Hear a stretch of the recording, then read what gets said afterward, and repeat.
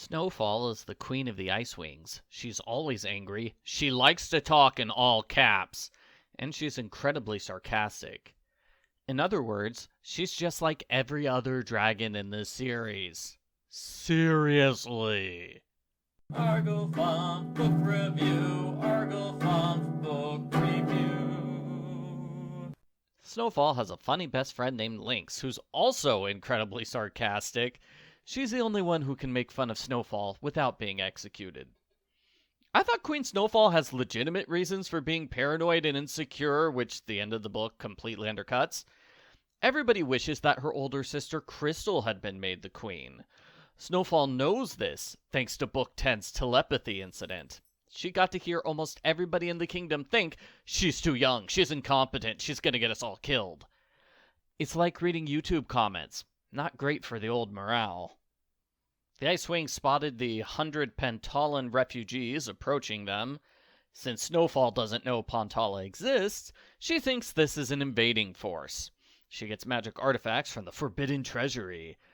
One gives you super strength, one turns things invisible, and the last is a ring that has the gift of vision.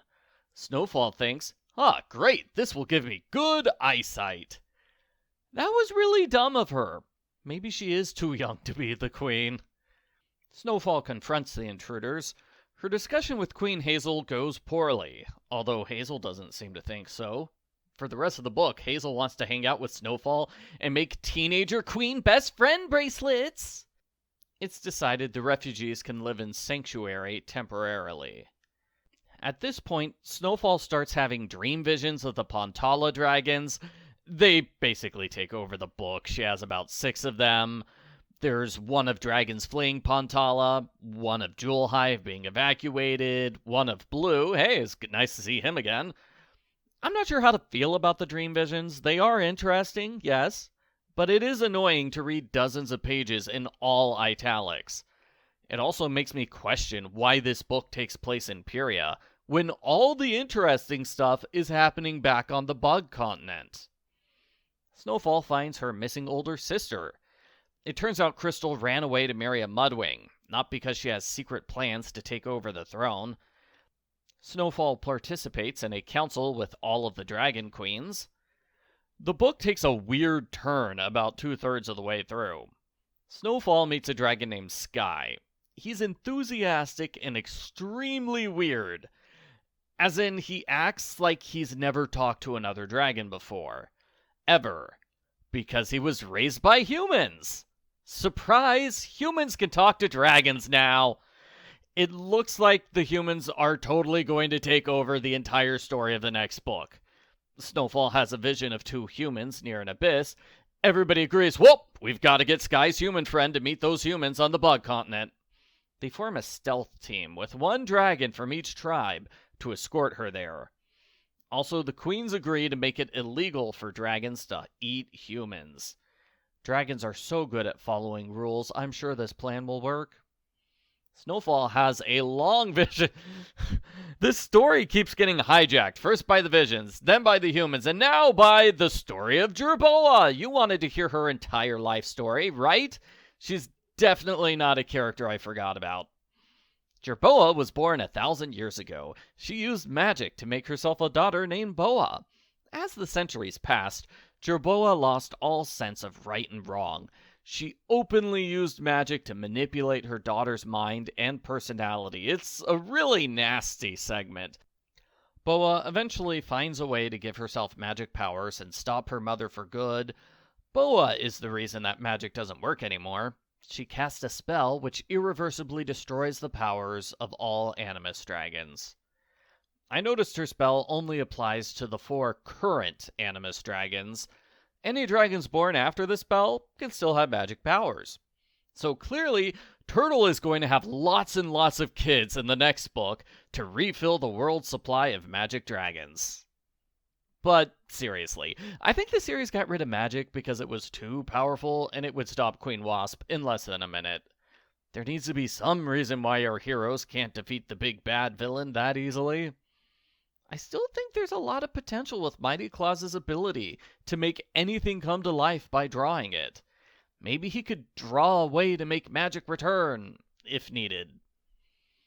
Anyway, Snowfall is now finished with all of her visions. She has learned her lesson. She's a new, kind, compassionate queen instead of an angry paranoiac. As it turns out, some of Snowfall's problems were not her fault. When she returns home, she realizes that the IceWing crown was cursed to make the queen paranoid about IceWings. Snowfall gets rid of the crown, the ice wall, and the IceWing ranking system. The end. Post-book follow-up. I wasn't a fan of this book. It feels a lot like filler. Despite containing several scenes which happen on Pantala, the book is too far removed from the Pantala storyline, to the point where I kept wondering, why is this part of the Pantala story? I think part of the problem is that Queen Snowfall felt like a random choice for a main character. I didn't even remember she existed. That's how unimportant she was in previous books. She has zero connection to the IceWings. She's never even heard of them before. She's a surprisingly inactive protagonist. She doesn't really have an effect on the storyline. And you could argue, well, her personality change is the story. Yeah, but even in that story, the magic ring pushes her into a complete personality change against her will. Yeah, it was nice to see her change from a mean dragon to a nice dragon, but I thought the magic change happened a bit too quickly, and it felt like a bit of a cop-out at the end to say, oh no, she was nice all along. It was the crown to blame for her earlier mean actions. The story with Jerboa was interesting, but maybe it should have been released as a standalone story, because it doesn't really fit in this book. Even though Snowfall knows Jerboa, it still seems way out of place to interrupt Snowfall's big book with a 50-page segment detailing the entire life story of a tertiary character. The story with Sky and the humans felt equally out of place, and I am confused by how everybody is talking about the human abyss like this is common knowledge that has been in every book so far. The internet tells me there was a 500-page book about Sky and the humans, which came out between book 13 and this one. Maybe if I had read that book, the human stuff wouldn't seem so out of place. Overall, I would recommend reading this book at least once if you're reading the entire series. It does have some good elements to it, but at the end of the day, I think it's a placeholder entry in the series with almost no action, which barely affects the ongoing storyline, and which stars a character which probably didn't need her own book. I give Wings of Fire number 14, The Dangerous Gift, a 3 out of 10.